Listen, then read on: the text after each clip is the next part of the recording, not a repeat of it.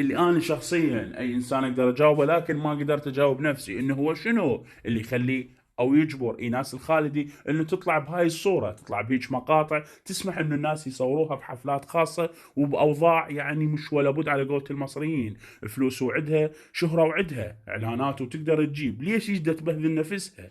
الله اعلم. خلينا نشوف وياكم هاي المقاطع اللي ايناس تدفع شدات حتى تنحذف من اليوتيوب. انا ناس خالد وبالها سكرانه فستانها من 5 ما تعطوا مالتي مع الصايبيه صديق كذي يا ولي طفي كيف انا اشرح حتى تخشي بعدين شدين اخاف جاي اعود انزل يوم طبوب حالتي وعدلك قاعد انزل لو تموتين ما ارجع ايش كابتن هنا صار على الطاولات مدير صالح شيء اقرا صالح شم القلق القلق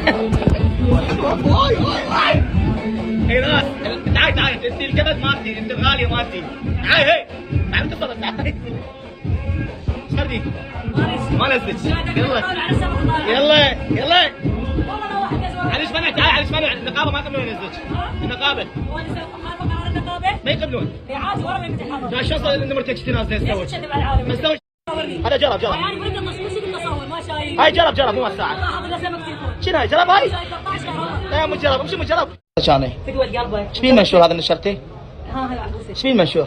فلاوات كذب ومركبين عليه ليش الله لا يوفقك. لا انت بس كذب ما سكرانك انت وش سكران شو ما تعرف تحكي؟ انت ما كنت سكرانه بس انا يعني قلت سكرانه وهاي وقت اكيد يعني هذا بس انت طافيه كنت مو سكرانه طايره نورتي حياتي مشتاق لك والله. شنو الابداع هذا؟ من ابداع على ابداع. لعبت جوله صار سواس استقالت والله